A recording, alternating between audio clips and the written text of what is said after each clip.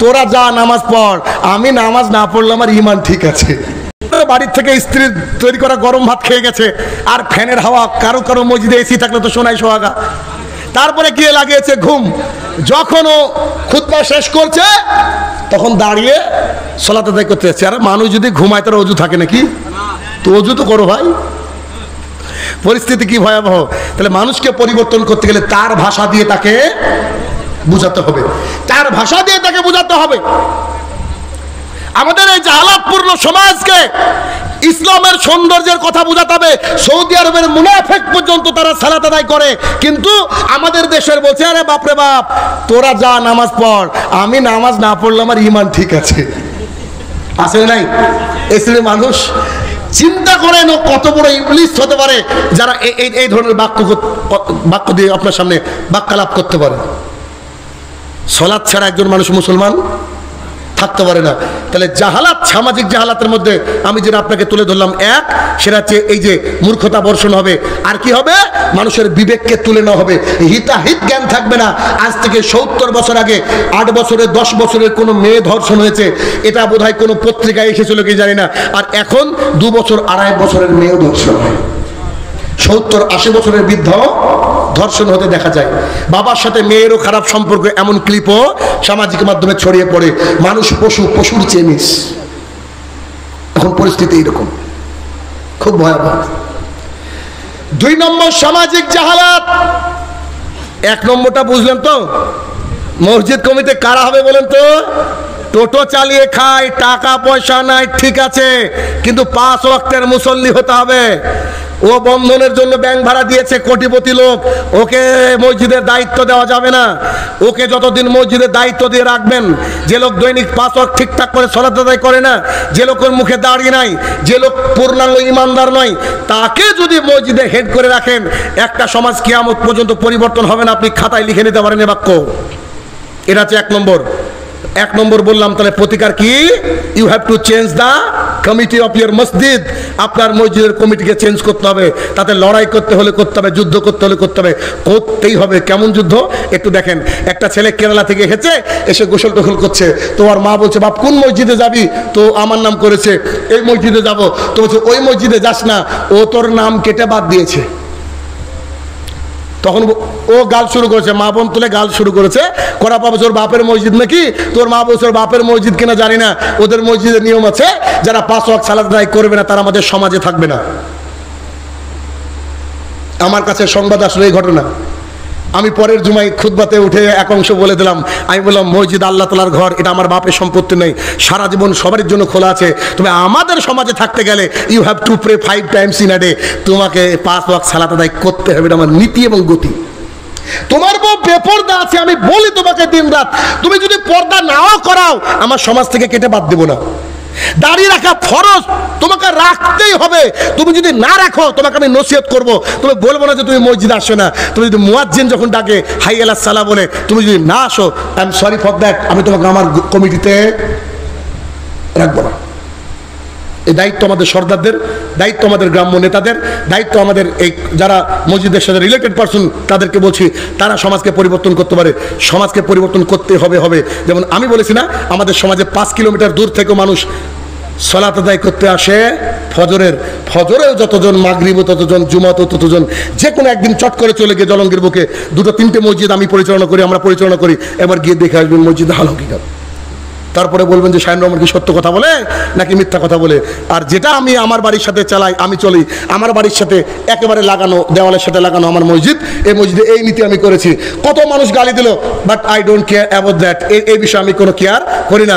আমি ভালোবাসি আল্লাহ তাআলাকে, আর আল্লাহ তাআলার বিধান যারা ভালোবাসে তাদেরকে ভালোবাসবো। এটা মুসলমানের নৈতিক দায়িত্ব এবং কর্তব্য হওয়া উচিত। 1, 2, আমাদের সমাজের সামাজিক জাহালাত দেখা যায় সবচেয়ে বেশি সেরেছে বিবাহ অনুষ্ঠানে। আমি সেদিন একটা গবেষণা করছিলাম বসে বসে, দেখেন গবেষণার রেজাল্টটা দেখেন। আমরা চাইলেও, আমরা যদি চাই সবাই জেনা থেকে বাঁচতে পারবো, 100% পারবো না? আজকে থেকে বাড়ির বাইরে যাব না, কোনো মহিলার দিকে তাকাবো না। যদি কিয়ামত পর্যন্ত আমাকে আল্লাহ হায়াত দেয়, বাড়ির মধ্যে থাকবো। জেনা থেকে বাঁচবো কি বাঁচবো না? আমি গবেষণা করে দেখলাম যে আমরা গান থেকে বাঁচতে পারবো না, গান শোনার পাপ থেকে বাঁচতে পারবো না। প্রশ্ন উঠছে, বাংলাদেশের একটা বহুত বড় মাহফিল, বিশাল, মানে বাংলাদেশের মাহফিল মানে বুঝতে পারছেন কত লোক হয়। আপনারা যতগুলো লোক এসেছেন এতগুলো লোক খালি হ্যান্ডশেক আর সেলফি তুলতে আসে, তার চেয়ে বেশি। তো কত লোক হয় বুঝতে পারছেন। তা আমি সেখানে গিয়ে আমার এক্সপেরিমেন্টটা যাচাই করলাম। আমি তাদেরকে বললাম, বাংলাদেশে গিয়ে বললাম যে আপনারা কাঁচা বাদাম এই গানটা কে শুনেননি হাত তোলেন। একজন মানুষও পাইনি আমি। সবাই শুনেছে, আপনারাও সবাই শুনেছেন। না মোবাইল ধরেই শুনতে হবে এমনটা নয়। আমরা এমন একটা সমাজে বসবাস করি, যদি ওই সমাজে কারোর বিয়ে লাগে 7 দিন আর 7 রাত মানুষের ঘুম হয় না। পাশের বাড়িতে তো ঘুম হয় না।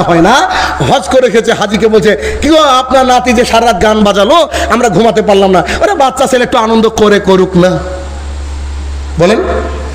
যদি কোন এলাকায় বিয়ে লাগে সেই রাত্রিবেলা থেকে, মানে বিয়ের 7 দিন আগে থেকে আর বিয়ের 7 দিন পর 14 দিন এলাকায় ডিজে বাজে, মনে হচ্ছে যে ভূমিকম্প হচ্ছে। তবে আপনি আমি গান থেকে বাঁচবো কি করে? ট্রেনে উঠবেন গান, কাউকে ফোন করবেন কলার টিউনে গান, বিমানে উঠবেন প্রথমে গান, আপনি কোথায় যাবেন বলেন, আপনি তারপর শপিং মলে যাবেন গান, চুল কাটতে যাবেন সেখানেও গান, আপনি আপনার বাড়ির থেকে না বেরিয়ে বাড়িতে বসে থাকবেন সেখানেও আপনার এক কুলাঙ্গার কোন মায়ের সন্তান সারা রাত ধরে ডিজে বাজাচ্ছে, সেটাও গান। রাসূলুল্লাহ সাল্লাল্লাহু আলাইহি ওয়াসাল্লাম কানের মধ্যে আঙুল পরে দিয়েছেন, আঙুল পরে দেওয়ার পর বলছে নাফে, জি আল্লাহ রাসূল শব্দ কি শোনা যায়? জি এখনো যায়। আচ্ছা ঠিক আছে, একটু দূরে গিয়ে বলছে শব্দ কি শোনা যায়? তো না, আর শোনা যায় না। রাসূলুল্লাহ সাল্লাল্লাহু আলাইহি ওয়াসাল্লাম কান থেকে আঙুল বের করে দিলেন, তার মানে এটা কি? গানকে শোনা যাবে না। এটা ভয়ঙ্কর একটা পাপ। আমরা কেউ বেঁচে আছি বলেন? একজন বুকে হাত দিয়ে বলতে পারবো যে আমরা বেঁচে আছি? না, নিজের ইচ্ছায় না শুনলেও আমরা শুনতে বাধ্য হয়ে যাই। তার মানে এই বিবাহ নামক যে আমাদের ইবাদত, এই ইবাদতের মধ্যে আমাদের সমাজের অন্যতম যে হালাত ঢুকে আছে, এক, বিবাহের সম্পর্ক রেডি হওয়া মাত্র কি হয়? গান বাজে। 2, সামাজিক যে হালাত দেখাচ্ছি, একটা মেয়েকে দেখতে আসছে ওই পাড়ার লোক বা অমুক গ্রামের লোক বা অমুক এলাকার লোক, যখন দেখতে আসে, ইমানদারিতে বলেন তো, যে ছেলের বাড়ির থেকে দেখতে আসার লোক আসে, দেখতে আসার আগে ছেলের বাড়িতে একটা মিটিং বসে না? বসে তো, বসে না? তো ছেলের বাড়িতে মিটিং বসার সময় ছেলের বাবা বসেছে, ছেলের ছোট আব্বা এসেছে, বড় আব্বা এসেছে, ছেলের বন্ধু আছে, সবাই আছে। তো ছেলে এবার কলম নিয়ে বসে পড়েছে, আর ওই ওদিকে ওর মা মুখটা ঢেকে একটু দাঁড়িয়ে আছে। অভিনয়, এটা বোরখা না, এটা কিন্তু হিজাব না। দেখবেন কিছু মহিলা আছে এই মৌলবীকে দেখলে মাথায় কাপড় দেয়, আর যাদের দাড়ি নাই তাদেরকে দেখলে দেয় না। ওরা তো ফেরেশতা, ওরা তো তাকাবে না, তো না, শুধু দাঁড়িয়ে লোক কি তাকাবে? তো ও নাটক করছে ওখানে দাঁড়িয়ে পাশে। তখন বলছে আচ্ছা কে কে যাবে বলো তো আব্বা। তখন ওর মা পাশে বলছে তো দুলা ভাইয়ের নাম লিখে 1 নম্বর। বলে কি বলে না? দুলা ভাই যদি না আসে তো বিয়ে ক্যান্সেল। কি 1 নম্বরে দুলা ভাই, 2 নম্বরে ছেলের 2 জন বন্ধু, 3 নম্বরে পাড়ার একটা একেবারে বৃদ্ধ দাদু এক্সপার্ট। 4-5 জন গিয়ে মেয়েটার বাড়িতে যায়, মেয়েটাকে সামনে চেয়ারে বসায়। এবার নানান রকম প্রশ্ন করে, কে বলে একটু চুলটা দেখি, 1 গ্লাস পানি আনো, হেঁটে দেখি। মানে ঠিক করবো না, কুরবানির আগে যেমন গরুর পশু কেনার জন্য আমরা করি, ঠিক তেমন করে একটা মহিলাকে দেখে। আচ্ছা আমাকে বলেন তো, ছেলের বাপও গিয়েছে, ছেলের দাদুও গিয়েছে, ছেলের আরো কেউ গিয়েছে, এখন যতজন লোক দেখছে ওই মেয়েটাকে, সবাই চাইলে কি ওই মেয়েটার সাথে বিবাহ বসতে পারে কি পারে না? তাহলে এরা সবাই দেখছে, এরা কি দেখছে না জেনা করছে? আব্দুল্লাহ ইবনে মাসউদ রাদিয়াল্লাহু তাআলা আনহু বলেন, রাসূলুল্লাহ সাল্লাল্লাহু আলাইহি ওয়াসাল্লাম বলেছেন, এমন কোন ঘর নাই যে ঘরের মধ্যে জিনা প্রবেশ করবে না। আমি এই ভয় করি পৃথিবীর বুকে এমন কোন ঘর থাকবে না যে ঘরে জিনা প্রবেশ করবেই করবে। আল্লাহ রাসূল সাল্লাল্লাহু আলাইহি সাল্লাম বলেন কি, আমরা যদি বাড়িতেও বসে থাকি তারপরে জিনা হবে নাকি? রাসূলুল্লাহ সাল্লাল্লাহু আলাইহি সাল্লাম বলেন, শোনো, চোখের জিনা চোখ দিয়ে দেখা, অন্তরের জিনা অন্তর দিয়ে কল্পনা করা, পায়ের জিনা ওইদিকে ধাবিত হওয়া, কানের জিনা কান দিয়ে শোনা। বলেন তো এই জিনা থেকে কেউ মাপ পাচ্ছি আমরা? চিন্তা করেন। আর বুড়ো দাদু বলছে, বলো তো শাক রান্না করতে গেলে কতটুকু হলুদ দিতে হয়? মেয়ে বলছে যে হলুদ যে কতটুকু দিতে হয় তা তো জানি না, আমার মা কোনোদিন আমাকে কিচেনে ঢুকতে দেয়নি। তখন দাদু বলছে, তুমি নাকি MA পাস? দাদুর হিসাবই নাই যে MA পাস পর্যন্ত ওই শাক রান্না করা কোন স্কুলে শিখায় না। এরকম করে কি মেয়ে দেখা জায়েজ? জায়েজ। জনক সাহাবী এসে বলছেন, আল্লাহ রসুল সাল্লাল্লাহু আলাইহি সাল্লাম, আরে হাদিস শুনেন, আল্লাহ রসুল সাল্লাল্লাহু আলাইহি সাল্লাম এই একটা মেয়েকে বিয়ে করব, একটা মেয়েকে বিয়ে করব, তো এ বিষয়ে আপনার সলা পরামর্শ কি? আল্লাহ রসুল সাল্লাল্লাহু আলাইহি সাল্লাম বলছে, যাও যাও যাও, তুমি দেখে আসো, দেখে আসো, দেখে আসো। বলো যে আমি মুহাম্মদ সাল্লাল্লাহু আলাইহি সাল্লাম বলেছি। তো বাড়িতে গিয়ে তার বাড়ির সামনে সালাম দিচ্ছে, দেখেন তো, আসসালামু আলাইকুম। বাবা বেরিয়েছে, হচ্ছে ওয়ালাইকুম আসসালাম। কে? জি। কালো, দেখতে ভালো না, সাহাবী। আপনার মেয়ের সাথে বিয়ে করতে চাই। ইতস্তত বোধ করছে, বিয়ে? বিয়ে তুমি বিয়ে করতে চাও? জি। আচ্ছা ঠিক আছে, ভেবে দেখবো। বুঝছেন না, রাসূলুল্লাহ সাল্লাল্লাহু আলাইহি সাল্লাম বলেছেন আপনার মেয়েকে যেন আমি দেখি, বিয়ের আগে দেখি। চট করে মেয়ে টুক করে তার বাবাকে ডাক দিয়েছে, আব্বু। জি আম্মা, একটু ঘরে আসেন। জি। ছেলেটা কি বললো? রাসূলুল্লাহ সাল্লাল্লাহু আলাইহি ওয়াসাল্লাম দেখতে বলেছে তো? জি। আসতে বলেন। ইতস্তত বোধ করছো, নিজের মেয়েকে দেখাবো, ইতস্তত বোধ করছিল, শুধু মুখটাই তো দেখবে। তারপরে বাবা ইতস্তত বোধ করছে, সাহাবী। এটা বর্ণনা করেছেন নুমান ইবনে বাশির রাদিয়াল্লাহু তাআলা আনহু, হাদিস। তিনি সাহাবী, আর যিনি বিবাহের প্রস্তাব দিতে যাচ্ছেন তিনিও সাহাবী, কিন্তু তিনি আর অন্তর চাইছে না যে তাকে আমার মেয়েকে দেখায়। যখনই বলেছে মুহাম্মদ সাল্লাল্লাহু আলাইহি ওয়াসাল্লাম দেখতে বলেছে, তার মেয়ে বলছে, আব্বু তুমি ছেলেকে ভেতরে আসতে দাও।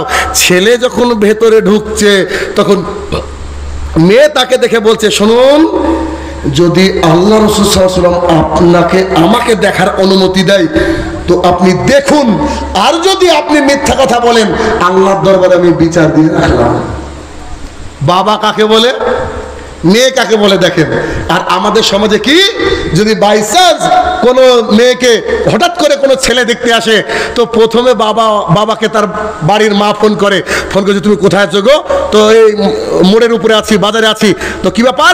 তো মেয়েকে দেখতে আসবে কটায়? তো 4টে। আরে এখন 2টো বাজছে, 4টেতে আসবে, আগে বলেনি, হঠাৎ করে আসছে। তুমি মেয়েকে ফোন দাও তো, ফোন দাও তো। মেয়ে ফোন ধরেছে, ফোন ধরার পর বলছে, মা ফেয়ার অ্যান্ড লাভলি আসে না শেষ? বলেন না, বাস্তবতা কিনে না বলে। মেয়েকে সুন্দর করে সাজিয়ে, একবার দারুণ পোশাকে সাজিয়ে মেয়েকে একদম বসিয়ে দিয়েছে, জেনা কর মা, তুই জেনা কর। এবার বসিয়ে দিয়েছে, জি জায়েজ নয়। শরীয়তে বিবাহ কি? ছেলে মেয়ের যে মেয়েকে বিয়ে করবে তার বাবা উপস্থিত থেকে ছেলে গিয়ে মেয়েকে শুধু মুখটা দেখবে আর বলবে, তুমি কি কোরআন পড়া জানো? তুমি কি 5 ওয়াক্ত সালাত আদায় করতে পারো? তুমি কি পর্দা করো? যা কোশ্চেন তার কিছু করার করলো, চলে আসলো, বাবাকে বললো, পরের তারিখ যেদিন খুশি বিয়ে দিয়ে দিল। এ হচ্ছে শরীয়তে বিবাহ। আপনাকে আমি কি দিয়ে বোঝাই কত বড় সামাজিক জাহালা। 2, যখন দেখা দেখি হয়ে গেল, দেখার পরে আরো একদিন এসেছে আশীর্বাদ করতে, যাকে বলা হয় ইংরেজিতে এনগেজমেন্ট। এটা ইহুদি খ্রিস্টানদের নীতি। রাসূলুল্লাহ সাল্লাল্লাহু আলাইহি ওয়াসাল্লাম বলছেন, আয়েশা রাদিয়াল্লাহু আনহা বর্ণনা করছেন যে কোন জাতি যদি কোন জাতির সাদৃশ্য অবলম্বন করে তারা তাদের দলের। এনগেজমেন্ট কোথায় কিছু ইহুদি খ্রিস্টান থেকে কেউ যদি আংটি পরিয়ে, আংটি বউকে আংটি পরিয়ে এনগেজমেন্ট করে, এটা ইসলামী শরীয়তে কোনো জায়গা বলেন নাই। এনগেজমেন্ট হয়ে যাওয়ার পর এবার আবার 2 দলের লোক বসেছে, বলছে ছেলে তো প্রাইমারি শিক্ষক, ক টাকা দিবেন? আসলে নাই তো, বলছে 5-7 লাখ টাকা দিয়েন, 5-7 লাখ টাকা দিয়েন। যা হোক, এরকম করে নেগোশিয়েট করে। পণ প্রথা এটা হিন্দুয়ানা প্রথা, এটা হারাম ইসলামে, এটা হারাম। আমি এই আমার আগে মুমতাজ ভাই কথা বললো, তার আগে একজন কথা বললো, খালিদ ইমরান।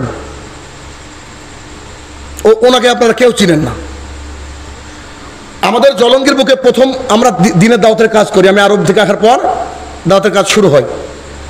আমরা 5 জন মিলে একটা মসজিদ পরিচালনা করি। উনি যে কথা বলে গিয়েছেন তিনি আমাদের আমির, খালিদ ইমরান মুকুল। সাবিরুল ইসলাম ইংরেজি নিয়ে পড়াশোনা করেছে, ভাইস প্রেসিডেন্ট। শাহিনুর রহমান ইংরেজি, আপনার সামনে বসা, এক্সিকিউটিভ সেক্রেটারি। ব্রাদার রাহুল, ইনি হচ্ছেন সেক্রেটারি, ইতিহাস নিয়ে পড়েছে। আর যে আমাদের মনিরুজ্জামান রিপন, ইনি হচ্ছেন আমাদের ট্রেজারার, অঙ্ক নিয়ে পড়েছেন, অঙ্কের শিক্ষক উনি। সাবরুল শিক্ষক, উনিও শিক্ষক, আর আমি শিক্ষক অনলাইন অফলাইনে। তো আমরা যে 5 জন মিলে এই যে মসজিদ পরিচালনা করি, এই মসজিদ আমাদের যে মসজিদের কথা বললাম, আপনি ফজরে গিয়ে দেখবেন একবার। তো এই যে মসজিদ আমরা পরিচালনা করি, তো আমরা পরিচালনা করতে গিয়ে হাজারো সমস্যা আমাদের উপরে চলে আসে, বুকের উপরে বুলডোজার চলে যায়।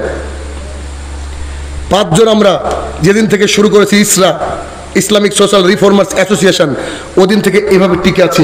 কেউ এদিকে ওদিকে করতে পারেনি, কেউ এদিকে ওদিকে করতে পারেনি। ওই নীতির উপরে চলছি, ওই গতির উপরে চলছি, ওইভাবেই চলছি। আপনি যদি চান সমাজকে শুধরাতে, আপনাকে এভাবে চলতে হবে। কত বিয়ের বাড়িতে গিয়ে যে কত ঘটনা ঘটলো এই সামাজিক প্রথার বিরুদ্ধে কথা বলার জন্য, বিয়ে ভেঙে যাও উপক্রম পর্যন্ত হয়েছে। তো আমরা কোনো কেয়ার করি না, আমরা মানবো কার কথা? আল্লাহ এবং আল্লাহ রাসূল সাল্লাল্লাহু আলাইহি ওয়াসাল্লামের কথা। তাতে যদি গোটা পৃথিবী একদিকে হয়ে যায়, আমি একা একদিকে থাকবো, এই টেন্ডেন্সি আপনাকে রাখতে হবে। রাজি আছেন না? তাহলে আপনাকে আল্লাহ তাআলা সাহায্য করবেন, আল্লাহ সুবহানাহু ওয়া তাআলা স্বয়ং আপনাকে সাহায্য করবেন। তাহলে কি যা বলছিলাম শোনেন, বিষয় হচ্ছে এই যে এক জায়গায় বসে গেল, হয়ে গেল আপনার পণ প্রথা ইত্যাদি ইত্যাদি, পণ হলো ওই হিন্দু ধর্মের নীতি আমরা পালন করলাম। এরপরে চলে আসে গায়ে হলুদ, আসে কি আসে না? হিন্দু ধর্মে একটা মানুষ পাপ থেকে পাপকে মুক্ত করার জন্য 10টা রীতি আছে। কটা রীতি? 10টা রীতির মধ্যে সর্বশেষ রীতি হচ্ছে নিজের কন্যাকে অপরের হাতে তুলে দাও, বিবাহ দাও। তো যখন কন্যা এক বাড়ির থেকে আরেক বাড়িতে যায়, ওই বাড়িটা কেমন হবে মা বাবা বুঝতে পারে না। তাই তাদের যে দেবতা আছে গণপতি, শুনেননি? তিনি ওই গণপতি দেবতা, গণেশ দেবতা 32টা রূপ ধারণ করতে পারে। কটা রূপ? 32, 32টা রূপ। 32টা রূপের একটা রূপ হচ্ছে হলুদ পোশাক পরা। তাই বিবাহর আগের দিন আমার মেয়ে অন্য বাড়িতে চলে যাবে, তাই হিন্দুরা করে কি, হলুদ শাড়ি পরে গণপতি, হরিদ্রাত্র গণপতির পূজা করে। এটা হচ্ছে গায়ে হলুদ। মুসলমানের বিয়েতে হয় কি হয় না? তাহলে বলেন তো, এতক্ষণ পর্যন্ত কোনো নীতি পেয়েছেন নাকি যে মুসলমানের বিবাহের মধ্যে এমন কোনো নীতি আপনি পেয়েছেন? আমরা পেয়েছি? এখনো পাইনি। অথচ এগুলো আমাদের সমাজে হয় কি হয় না? হয়। কোন বাড়িতে কি আজ পর্যন্ত দেখেছেন নাকি ছেলেদের প্যান্ডেল খাওয়ার আলাদা, মেয়েদের প্যান্ডেল আলাদা? দেখেন না। আমার এই বইটাকে গিফট করেছিলাম বেলডাঙ্গার একটা ছেলেকে, বিবাহ একটি ইবাদত। সেই ছেলেটা আমিন বুঝেন তো, জমি মাপে। তো বলেছে যে আমি বিবাহ করলে শাহিনুর রহমানকে ডেকে বিবাহ পড়াবে। এই বইটা পড়ে হুবহু বই যা আছে ও করেছে। ওর মা বাবা পাড়া প্রতিবেশী কেউ খুশি না, কেউ খুশি না। আলাদা প্যান্ডেল। আমি গিয়েছি বিয়ে পড়াতে, মসজিদে বসে বিয়ে পড়াচ্ছি। বিয়ে পড়ানোর সময় আমি বলছি বরযাত্রী প্রথা হারাম, এটা চলবে না। একজন মৌলবি চট করে দাঁড়িয়ে উঠে বলছে, আমি তো বরযাত্রী এসেছি, আমি এখন থাকবো না, চলে যাব। আপনাকে বাস্তবতা দেখাচ্ছে আমি। চিন্তা করেন সমাজটা কোথায় গিয়েছে আমাদেরকে। আচ্ছা, আপনাকে একটা লজিক দিই, বুঝতে পারবেন সামাজিক জাহালাতটা কি জিনিস। একটু লজিক দিই। আচ্ছা, যে লোকটা 150 জন বরযাত্রী খাওয়াচ্ছে, ইমানদারি তো বলেন তো, এই লোকটা আপনার জীবদ্দশায় কোনোদিন 10 জন মানুষকে ডেকে নিয়ে গিয়ে এমনি আন্দাজে খাওয়াচ্ছে দেখেছেন? তো সেই দিন কেন খাওয়ায়? চাপে পড়ে। আর চাপে পড়ে অপরের সম্পদ লুটা ইসলাম জায়েজ করেনি। না ভালো লাগলে মতিউর রহমান মাদানী হাফেজাহুল্লাহ লেকচার শুনে নেবেন, খুব বুঝতে পারবেন সুন্দর করে। আচ্ছা, এরপরে ছেলে যেদিন বিয়ে করতে যাচ্ছে, সামাজিক জাহালাত দেখাচ্ছি, বিয়ে করতে যাচ্ছে, ছেলে বাড়িতে বসে আছে কলতলায়, আর ওর ভাবি ওর গায়ে সাবান ডলছে। কি গো, ডলছে না? বরযাত্রী গাড়ি রেডি করে বসে আছে, আর ওর ভাবি সাবান ডলছে। তো ভাবি যখন সাবান ডলছে, এটা কি জেনা হচ্ছে না? আব্দুল্লাহ ইবনে মাসউদের হাদিস, জেনা হচ্ছে না? আর ও যদি গা ধোয়া নাই জানে, তো প্যারালাইসিস লোকের সাথে বিয়ে দেওয়ার কি দরকার? সমাজটা কোথায় গেছে? বরযাত্রী কোথা থেকে এসেছে আমার বইয়ে না, আপনি খালি গুগলে লিখবেন, গুগলকে লিখবেন বরযাত্রী কি, গুগল আপনাকে বলে দেবে হিন্দুদের বরের সাথে যারা যাত্রী যায় তাদেরকে বলা হয় বরযাত্রী। কথা কি বোঝাতে পেরেছি? ওই যে সাহাবী আল্লাহ রাসূল সাল্লাল্লাহু আলাইহি ওয়াসাল্লামের সামনে এসে দাঁড়িয়েছেন, একটা রং মাখতেন তারা, একটা সেন্ট টাইপের। আল্লাহ রাসূল তার সেন্টটাকে দেখে বলছে, কি ব্যাপার, তুমি কি বিবাহ করেছো? তো জি আমি বিবাহ করেছি। তো একটা ছাগল জবাই করে হলো অলিমা দাও। আরে তিনি বিয়ে করছেন, আল্লাহর রাসূলকে বরযাত্রী নিয়ে যেতেন না? সব পৃথিবীর শ্রেষ্ঠ মানুষ, এ কথা ইসলামে নাই। এই কথা মানতে গেলে সমাজে আপনার সমস্যা হবে, চাপ হবে, কিন্তু আপনার সন্তানকে এখন থেকে রেডি করতে হবে যে আমি আমার টার্গেট দিব আমার সন্তানের জন্য এগুলো যেন ভবিষ্যতে না হয়। তবে আপনাকে একটা কথা বলি, ছেলে বিয়ে করে বাড়িতে নিয়ে এসে ছেলে এবার অলিমা দিবে, কি দিবে? রাজস্থান থেকে 10টা উট কিনে আনেন, এই এলাকার লোককে তো দাওয়াত করেন, আমাকেও দাওয়াত করেন, আমি 120 কিলোমিটার দূর থেকে আসবো। ছেলে চাইলে গোটা পৃথিবীর লোককে খাওয়াতে পারে, এটা জায়েজ, এই অলিমা, বুঝতে পেরেছেন? কিন্তু মেয়ের বাড়িতে গিয়ে যদি 10 জন খায় এটা জায়েজ নয়। আপনাকে বিয়ে বাড়ির বাস্তবতা দেখাচ্ছি, বলেন যে কথা মিথ্যা, আমি যে কথা বলছি এখন কেমন? ছেলে পক্ষ মেয়ে পক্ষ বসেছে, বসার পর ছেলে পক্ষর বাবা এসে হচ্ছে, না আমাদের তো তেমন দাবি নাই, তবে বরযাত্রী একটু বেশি করে নিতে হবে, আমাদের আবার একটু আত্মীয় স্বজন বেশি। বলেন এই কথা হয় কি হয় না? হয়তো।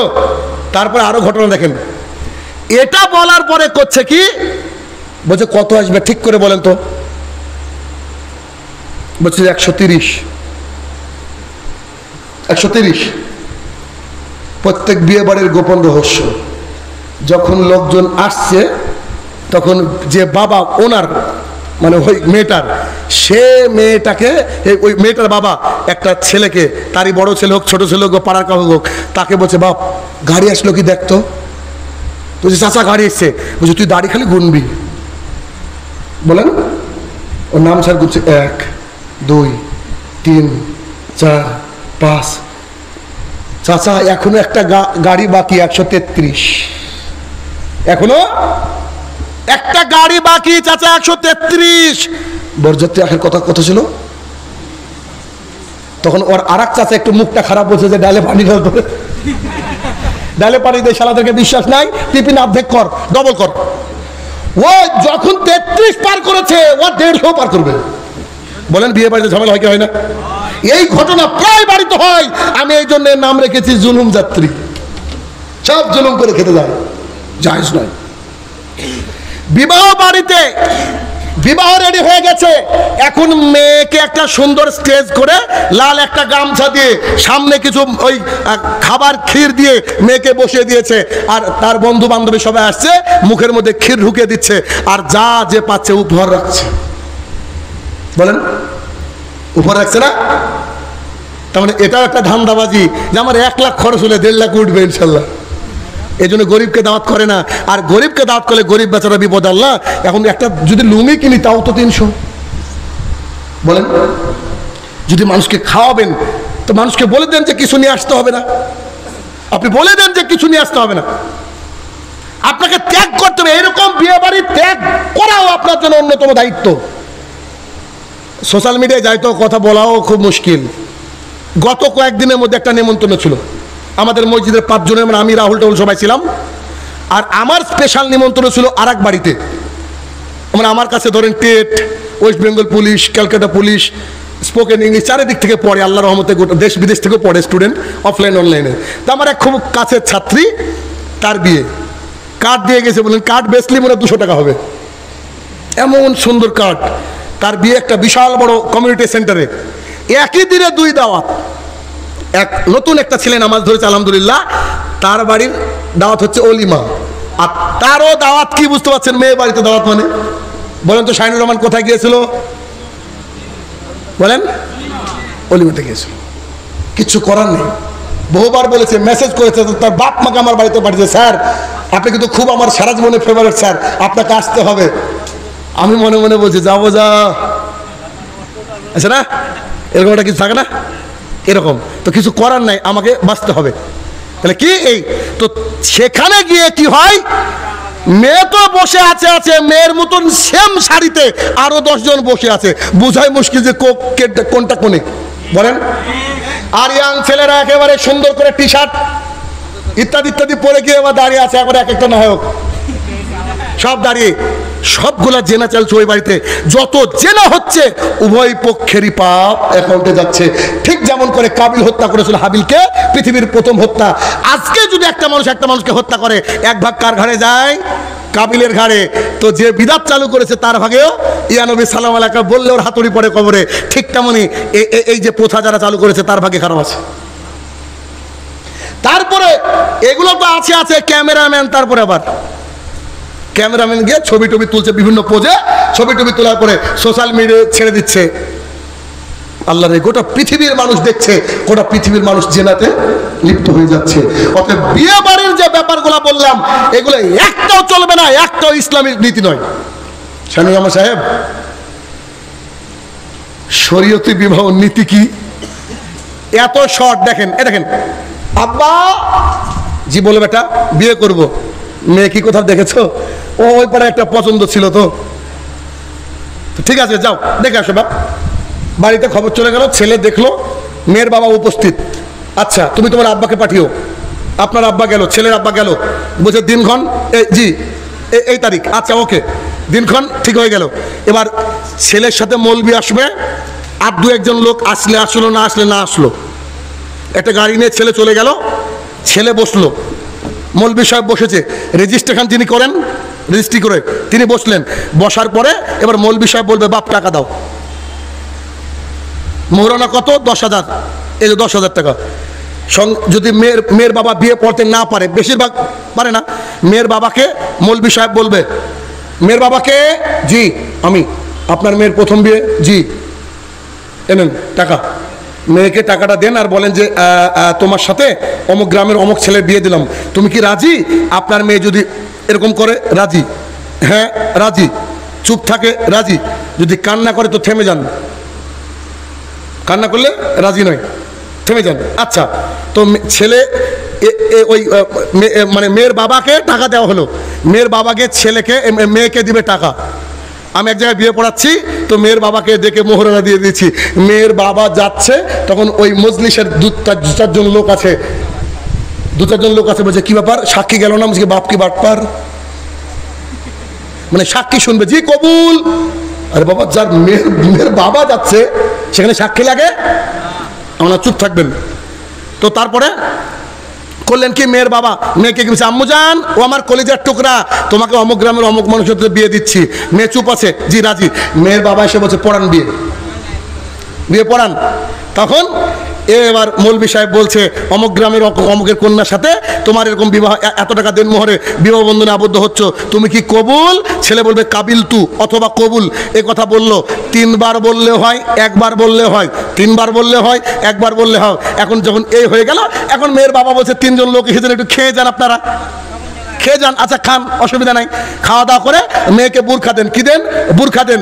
মেয়েকে যা দিয়ে সাজতে পারে, গন্ধ সেন্টলা বাদ দিয়ে সাজান, সুন্দর করে বুরখা পরান। কেউ দেখবে না, গোটা পাড়া প্রতিবেশী কেউ দেখবে না। আপনার স্ত্রীকে গাড়িতে তোলেন, বাড়িতে নিয়ে যান, বাড়িতে নিয়ে গিয়ে স্ত্রীকে গিয়ে নিয়ে যান, বুরখাটাকে খুলতে বলেন। বাড়িতে বলবেন যে ওই পুরুষরা ওদিকে যাও, না এখানে পুরুষ কেউ থাকবে না, কেউ মা চাচি খালা এগুলো থাকতে পারে। তারপরে মেয়েকে বুরখা খুলে দেন, খোলানোর পর মেয়েকে বলবেন যাও অজু করে আসো, ওই যে টিউবওয়েল তালা, ওখানে গিয়ে অজু করো। মেয়ে অজু করলো, অজু করার পরে রাত্রিবেলায় খাওয়া দাওয়া শেষ, খাওয়া দাওয়ার পরে প্রয়োজন আবার অজু করলো। অজু করার পরে মেয়েটা আবার করলো কি, মেয়েটা দাঁড়াবে পিছনে, ছেলেটা দাঁড়াবে সামনে, 2 রাকাত শুকরানা সালাত আদায় হবে। সালাত আদায় করার পরে হাত তুলে একা একা দোয়া করেন বরকতের জন্য। দোয়া করা শেষ, এখন মেয়েটাকে বলে তুমি ঘুরে বসো জায়নামাজের দিকে। মেয়েটা ঘুরে বসবে, আঙুলটা এইভাবে নিয়ে মেয়েটার কপালে ঠেকাবে, তখন এটা দোয়া পড়বে। দোয়া বয়ে আছে, দোয়া বয়ে আছে। নাহলে গুগলে সার্চ মারবেন, পৃথিবীর সব কিছু পাওয়া যায়। গুগলে সার্চ মারবেন যে কপালে হাত দিয়ে দোয়া, গুগল বের করে দেবে। দোয়াটা পড়লেন, দোয়াটা পড়ার পরে এবার আপনাদের বাসর রাত হবে, আর কোনো ঝামেলা মাঝে মধ্যে নাই। এখন বাসর রাত ভোরবেলায় উঠে ফজরের পূর্বে ফরজ গোসল হবে উভয়ের, একজন বাড়িতে সালাত আদায় করবে, একজন মসজিদে সালাত আদায় করবে। এই হচ্ছে বাপের বেটার বিয়ে, এটা হচ্ছে বিয়ে। কোনো ঝামেলা আসলো, কলিজার টুকরা সন্তানকে পাঠাতলো, আবার 150 বরযাত্রী খাবে, মামুর বাড়ির আবদার নাকি? বুঝতে পারলো না বাবা। এখন পরের দিনে ছেলে বলছে, আব্বা এবার যে গোটা গ্রামের একে বলবো, গোটা গ্রামের লোককে যে বলবো অলিমাতে, তখন বলছে আমাদের তো টাকার অভাব না বেটা, 10টা গরু জবাই হবে, তুই বল গোটা এলাকার মানুষকে। এখন গোটা পৃথিবীর মানুষকে খাওয়ান, এটা বৈধ। বরযাত্রী একজন যাওয়া বৈধ নয়। কথা বুঝছেন? কথা ক্লিয়ার? আচ্ছা, এটা হচ্ছে 2 নম্বর জাহালাত আমাদের সমাজের বুকে। এই জাহালাত থেকে যে কোনো মূল্যে নিজেকে মুক্ত করতে হবে। শরীয়তি বিবাহ আমাদের সমাজে চালু করতে হবে। তার জন্য যদি যুদ্ধ করতে হয়, we have to fight, we are ready to fight. আমরা যুদ্ধ করার জন্য প্রস্তুত। কেন? আল্লাহ রাসূলের সুন্নাত আবার আমরা এই জমিনে প্রতিষ্ঠা করব ইনশাআল্লাহ। এটাকে করে যেতে হবে। দেখেন, আমার ওই যে ছেলেটা একজন ভক্ত ভালো মানুষ, ও করেছে। আপনি আমার বই পড়ে আপনি করবেন, আমার সন্তানের জন্য আমি করব, তবে তো সমাজটা সুন্দর হবে, তবে তো সমাজটা সুন্দর হবে। কারণ জেনা করে শুরুতে যে কাজের জেনা হয় তাতে কি বরকত থাকে নাকি? তাতে বরকত থাকতে পারে না। 3 নম্বর জাহালাত, 3 নম্বর জাহালাত হচ্ছে যে আমাদের সমাজের নারীরা একেবারে বেপর্দা ঘুরে, একেবারে শুরুতে যে হাদিসটা বলেছিলাম আনাস থেকে বর্ণিত রাদিয়াল্লাহু তাআলা আনহু, তিনি বলেছিলেন যে আয়ুর ফয়েল, মানুষের বিবেক তুলে নেওয়া হবে, ওয়াকসারুল জাহাল, মূর্খতাকে বর্ষণ করা হবে। এরপরে 3 নম্বর বাক্য বলেছিলেন যে অক্সরত জেনা, চারিদিকে জেনা বেড়ে যাবে। আব্দুল্লাহ ইবনে মাসউদ রাদিয়াল্লাহু তাআলা আনহু বলেন, রাসূলুল্লাহ সাল্লাল্লাহু আলাইহি ওয়াসাল্লাম বলেছেন, মহিলারা হচ্ছে ঢেকে রাখার বস্তু। ওরা যখন বাড়ির থেকে বেরায়, শয়তান তাদেরকে ক্ষিপ্ত করে, তাদের রূপ লালসা এটাকে মানুষকে দেখানোর জন্য। আপনার মেয়ে বাড়ির থেকে বেরিয়েছে, সুন্দর হয়ে বেরিয়েছে, কে ওকে বের করেছে? ওকে শয়তান বের করছে। বলছেন মুহাম্মদ রাসূলুল্লাহ সাল্লাল্লাহু আলাইহি ওয়াসাল্লাম। আব্দুল্লাহ ইবনে আব্বাস রাদিয়াল্লাহু তাআলা আনহু বলেন, রাসূলুল্লাহ সাল্লাল্লাহু আলাইহি ওয়াসাল্লাম বলেছেন, আমি জান্নাতের দিকে তাকিয়ে দেখলাম শুধু গরিব মানুষ আর গরিব মানুষ। জানাব, জান্নাতের দিকে বেশিরভাগ মানুষই গরিব। আমি জাহান্নামের দিকে তাকিয়ে দেখলাম শুধু নারী আর নারী, নারী আর নারী। নারীদেরকে সাবধানতা অবলম্বন করতে হবে, নারীদেরকে পর্দার মধ্যে ঢুকাতে হবে। একটা সমাজকে যদি যুদ্ধ ছাড়া ধ্বংস করা যায়, তাহলে কিন্তু মহিলাদেরকে পোশাক খুলে নিলে এটা সমাজ শেষ, এটা সমাজ শেষ। এই জন্য আল্লাহ সুবহানাহু ওয়া তাআলা কোরআনুল কারীমের মধ্যে একেবারে স্পষ্ট বলে দিলেন, ওয়াকারনা ফি বুয়ুতিকুন্না ওয়ালা তাবাররাজনা তাবাররুজাল জাহিলিয়াতিল উলা। ও মহিলারা শোনো, তোমরা বাড়ির মধ্যে থাকো, খবরদার জাহালাতের যুগের মতো নিজেকে দেখিয়ে বেরিও না। সূরা আহজাব সূরা নম্বর 33 আয়াত নম্বর 33, সূরা আহজাব সূরা নম্বর 33 আয়াত নম্বর 59 আল্লাহ তাআলা বলছেন, হে মুহাম্মদ সাল্লাল্লাহু আলাইহি ওয়াসাল্লাম, তুমি তোমার স্ত্রীদেরকে, তুমি তোমার কন্যাদেরকে, তুমি মুমিনা নারীদেরকে বলো, তারা যখন বাড়ির থেকে বাইরে যাবে, তারা যেন তার মুখের বুকের উপর দিয়ে চাদর টেনে নেয়, যাতে করে মানুষ চিনতে পারে। মানে ঢেকে নিলে মানুষ চিনতে পারে। একই সূরার অর্থাৎ 33 নম্বর সূরার 53 নম্বর আয়াতে আল্লাহ সুবহানাহু ওয়া তাআলা বললেন, মহিলাদের কাছ থেকে যদি একান্তই কিছু চাইতে হয়, তাহলে তোমরা তাদের কাছ থেকে পর্দার আড়াল থেকে চাও। কেননা তাদের সাথে সামনে যদি এনকাউন্টার হয়ে যাও, তাদের সাথে যদি চোখে চোখ লেগে যায়, তাহলে উভয়ের অন্তরে শয়তান কুমন্ত্রণা দেবে। আব্দুল্লাহ ইবনে মাসউদ রাদিয়াল্লাহু তাআলা আনহু বলেন, রাসূলুল্লাহ সাল্লাল্লাহু আলাইহি ওয়াসাল্লাম বলেছেন, একজন নারী অপরজন নারীর গায়ে হাত দিতে পারে না। আশ্চর্য হাদিস, আমি অবাক হয়ে যাই। একজন নারী অপর নারীর গায়ে হাত দিতে পারে না। কেন? ওই নারী গিয়ে রাত্রিবেলা তার স্বামীকে বলবে, জানো অমুকের স্ত্রী হাতটা ধরেছিলাম, কি নরম, এরকম এরকম ইত্যাদি ইত্যাদি। তার স্বামী অন্তরের চোখে তাকিয়ে নিয়ে জেনা করবে। আমি বলছি না, বলছে মুহাম্মদ রাসূলুল্লাহ সাল্লাল্লাহু আলাইহি সাল্লাম। আবু হুরায়রা রাদিয়াল্লাহু তাআলা আনহু বলেন, রাসূলুল্লাহ সাল্লাল্লাহু আলাইহি সাল্লাম বলেছেন, আমি 2 শ্রেণীর মানুষকে দেখিনি, এরা তো জান্নাতে যাবে না, যাবে না, এরা জান্নাতের গন্ধ পাবে না। সাহাবায়ে কেরাম বলেন, আল্লাহ রাসূল, জান্নাতের গন্ধ কত দূর থেকে পাওয়া যায়? তখন রাসূল সাল্লাল্লাহু আলাইহি সাল্লাম বলছেন, জান্নাতের গন্ধ পাওয়া যায় এরকম এরকম এরকম থেকে। এরকম একটা হাদিস, আর একটা হাদিস 40 বছরের দূরের রাস্তা থেকে।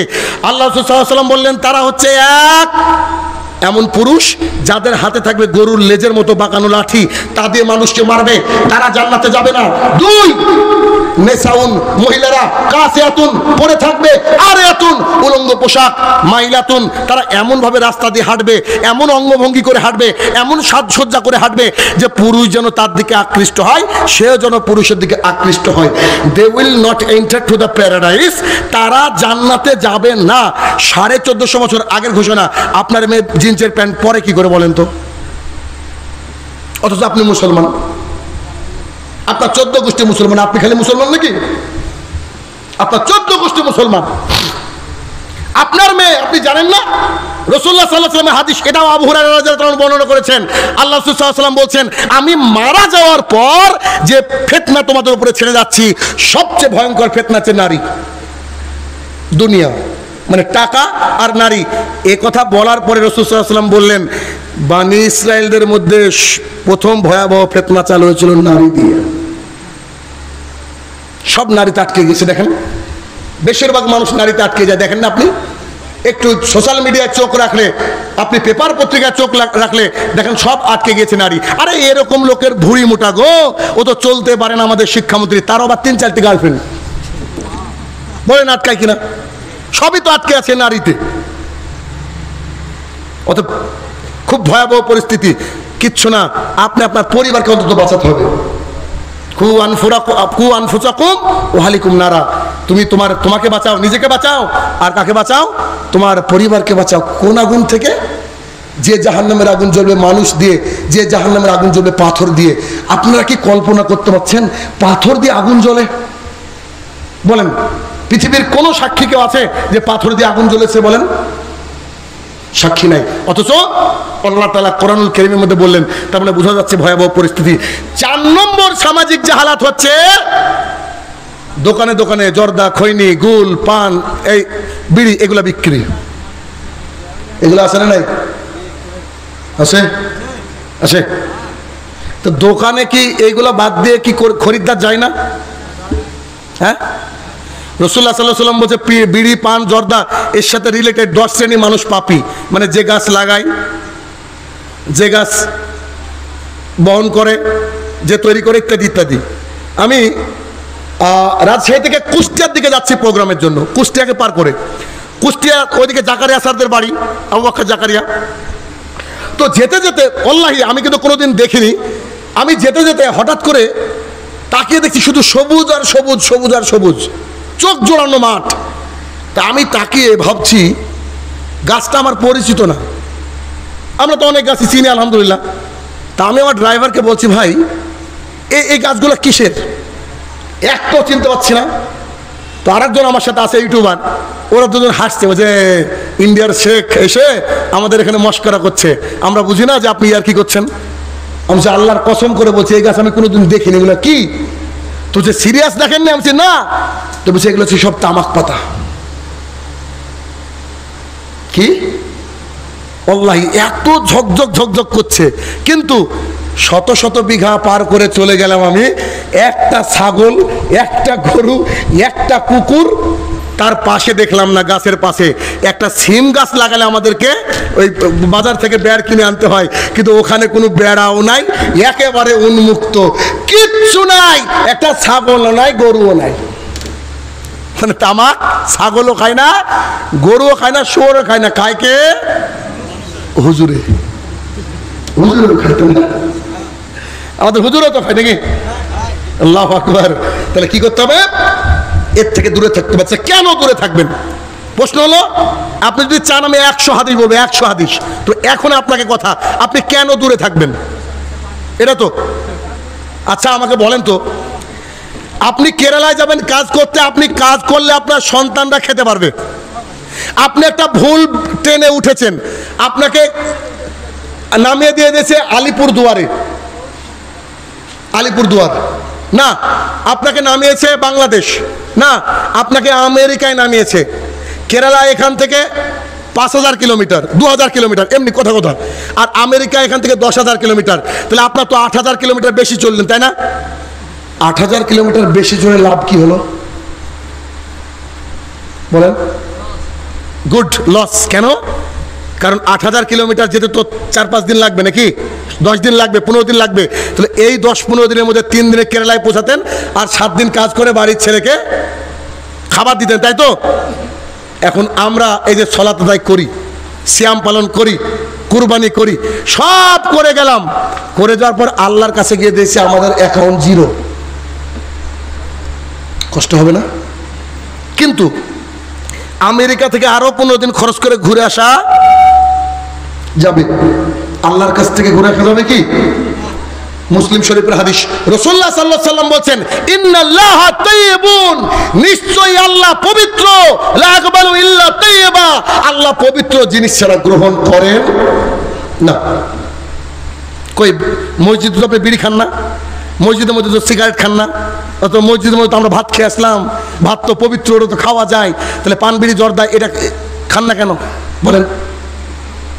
আশ্চর্য দুনিয়া, আশ্চর্য দুনিয়া। এগুলোকে ত্যাগ করতে, ভাই আমার কলিজার টুকরা ভাইরা, এগুলোকে ত্যাগ করে দেন। কারণ আল্লাহ রাসূল সাল্লাল্লাহু আলাইহি ওয়াসাল্লাম যা বলেছেন তার দিকে ঘৃণা করুন। একজন সাহাবী হাতে একটা সোনার আংটি পরেছে, রাসূলুল্লাহ সাল্লাল্লাহু আলাইহি ওয়াসাল্লাম আসছেন, সেই সাহাবী বলছেন আসসালামু আলাইকুম। রাসূলুল্লাহ সাল্লাল্লাহু আলাইহি ওয়াসাল্লাম তার থেকে মুখটাকে ঘুরিয়ে নিলেন। তখন সাহাবী বলছেন আমার আম্মা আব্বা আপনার উপরে কুরবান হোক, আপনার কাছে কি অপরাধ করলাম, আপনি আমার সালামের উত্তর দিলেন না, আপনার মুখটাকে ঘুরিয়ে নিলেন আল্লাহ রাসূল, আমার মা বাপ আপনার উপরে কুরবান হোক, কি হয়েছে? আল্লাহ রাসূল সাল্লাল্লাহু আলাইহি ওয়াসাল্লাম বলছে তোমাদেরকে কি বলেনি যে পুরুষের জন্য রেশমের পোশাক আর সোনা পরা হারাম? পুরুষের জন্য সোনা পরা আর রেশমের পোশাক পরা হারাম। সাহাবী সঙ্গে সঙ্গে আংটিটাকে ফুলে ফেলে দিলেন। রাসূল সাল্লাল্লাহু আলাইহি ওয়াসাল্লাম তাকে ভালোবাসলেন, চলে যাচ্ছেন। একজন বেদুইন বলছে ও ভাই, আংটিটা তো তোমার জন্য হারাম, তোমার স্ত্রীর জন্য জায়েজ, তুমি তুলে নিয়ে চলে যাও, তোমার সম্পদ। সেই সাহাবী বলছে আরে আমি কি অত বেকুব যে আংটির জন্য রাসূলুল্লাহ সাল্লাল্লাহু আলাইহি ওয়াসাল্লামের সুন্দর মুখটা আমার থেকে ঘুরে গেছে, ওই আংটিতে জীবনে আমি হাত। লজ্জা লাগছে না? কি অবস্থা! খাইবারের যুদ্ধ শেষ হয়ে গেছে, সাহাবায়ে কেরাম ক্ষুধায় জর্জরিত, প্রচুর ক্ষুধা লেগেছে। আল্লাহ রাসূল সাল্লাল্লাহু আলাইহি ওয়াসাল্লামের কাছে গিয়ে আরজি করল, আল্লাহ রাসূল খাবার কিছু নাই, কি করব? আচ্ছা ঠিক আছে, যুদ্ধ তো আমরা জিতে গেছি প্রায়, ওই যে আমাদের গাধা আছে, গাধা গৃহপালিত, এগুলোকে জবাই করো। জবাই করে একেবারে আপনার এতে জবাই করার পরে ওই যে কি বলছে ওকে, তসলা বা বড় বড় পাত্র, তাতে চাপিয়ে দিয়েছে। যে লোকটার খিদে লেগে থাকে তারপরে গোস্ত গনগন করে ফুটছে তার সামনে, খিদে কি বাড়ে না কমে? বাড়ে। সাহাবায়ে কেরাম দারিদ্রতার মধ্যে ভুগতেন, একেবারে গনগন গনগন করে ফুটছে, আর 5 মিনিট 2 মিনিট হলে নামবে। একজন ব্যক্তি আল্লাহ রাসূলের তাঁবুর মধ্যে থেকে বেরিয়ে এসে বলছে এ সাহাবীরা শোনো। জি, আল্লাহ তাআলা কোরআনের আয়াত নাজিল করলেন, এখনই গৃহপালিত গাধার গোস্ত খাওয়া হারাম। আচ্ছা আল্লাহর কসম করে বলেন তো, ওইখানে যদি আমি আপনি এই সবগুলা লোক থাকতাম, অন্তত আপনারা আমাকে বলতেন শাহিনুর ভাই চলেন, অন্তত আল্লাহ রসুলকে বলি জবাই করেছি বৈধ অবস্থায়, হয়েও তো গিয়েছে, খাওয়াটা তো হোক, কাল থেকে হারাম বলেন, পরামর্শ করতে যেতেন। কিন্তু সাহাবীরা করলেন ওই পেটে ক্ষুধা রেখে সবগুলোকে উল্টে ফেলে দিলেন, উল্টে ফেলে দিলেন। আনাস রাদিয়াল্লাহু তাআলা আনহু বলেন আমি বসে আছি আর মদ হারাম, এইটা আয়াতটা নাজিল হয়ে গেল। কত কত সাহাবী মদ ধরে খাচ্ছেন, তখন কিন্তু হারাম হয়নি। কেউ কাউকে আমি মদ ঢেলে দিচ্ছি, আমি বসে আছি, একজন ঘোষণাকারী বলছে আল্লাহ তাআলা মদকে হারাম করে দিয়েছে। আনাস রাদিয়াল্লাহু তাআলাকে আবু তালহা রাদিয়াল্লাহু তাআলা বলছে, আবু তালহা বলছে আনাস জি বলেন, বলছে সব মদের যে বোতলগুলো রয়েছে, যে ঠিলিগুলো রয়েছে সব ভেঙে দাও। আনাস বলছে আমি লাঠি নিয়ে ভাঙতে শুরু করলাম, আর মদ গড়ে গড়ে জ্বলছে মদিনার গলি দিয়ে। আর আপনি সিগারেটটাকে, এই বিড়িটাকে, ওই গুটকার বান্ডিলটাকে ফেলে দিতে পারেন না? আপনার লজ্জা লাগে না? ইসলাম হচ্ছে কি, শুনলে যদি দলিল পেয়ে যান সামিয়ানা ও আতানা, শুনলে কি করতে হবে? সঙ্গে সঙ্গে মেনে নিতে হবে, এটাই ইসলাম। এতে সামাজিক জাহালাত। দুটো বিষয় আমার যে প্রশ্ন, আমার যে এই রঘুনাথগঞ্জেই ঈদের পরে 6খানা প্রোগ্রাম, টোটাল 5টা রঘুনাথগঞ্জে, কালকেও আছে, বাড়ি যাবো, যদি আমি বাড়ি যাবো তো কালকে বোধহয় শেষ হবে 5 নম্বর, পরের দিন মালদা। তো আমি অনেকে এসেছেন বাইরে থেকে, আমার বক্তৃতা শুনছেন, সাদকা জারিয়া কিছু ব্যাপার আছে। একটা বই হচ্ছে বিবাহ একটি ইবাদত, আমি মনে করি প্রত্যেকের পড়া উচিত। বিবাহের উপরে এমন বই হয়তো নাই, আমি লিখেছি যেটা, যে একবারে পাই টু পাই বলা আছে কোনটা জায়েজ কোনটা জায়েজ সব দলিল দিয়ে। আর 2 নম্বর হচ্ছে সোনালী যুগের সলাৎ, মানে আল্লাহ রসুল কেমন করে সলাৎ আদায় করতেন, হাদিসের ইবারত সব সুন্দর করে দেওয়া আছে। বক্তৃতা দেওয়ার জন্য কাজে লাগবে, বাড়ির জন্য কাজে লাগবে, দোয়া টোয়া যেগুলো আছে সব আছে। তো এই বইগুলো গাড়িতে পাবেন। আর এখন এই দুটো বই আমি গিফট করবো আপনাদেরকে দিয়ে, বক্তৃতার শেষ আমার। সেই গিফটটা কি হবে, আমি যে বক্তৃতা করলাম তার মধ্যে থেকে আমি প্রশ্ন করব, জানলে উত্তর দিবেন না, হাত তুলবেন। যার হাত আগে উঠবে মনে হয়েছে আমার, তাকে আমি ধরবো, উত্তর যদি বলতে পারেন তার জন্য হাদিয়া। রাজি আছেন না?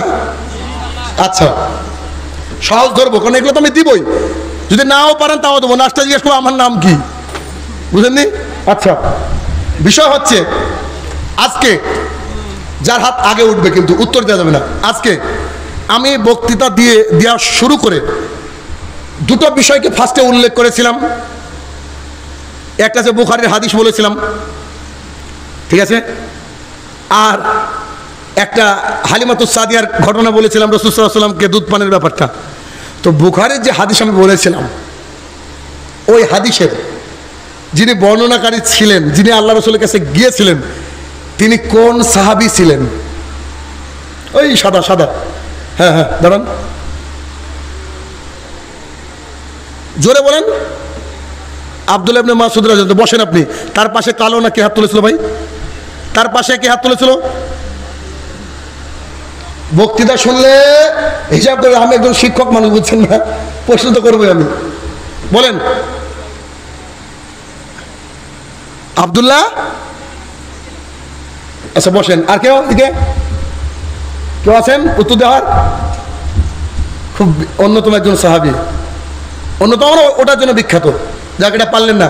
পরবর্তী প্রশ্নে যাই, আমি বলে দিই, উরওয়া ইবনে মাসউদ রাদিয়াল্লাহু তাআলা, উরওয়া, আচ্ছা বুখারীর হাদিস।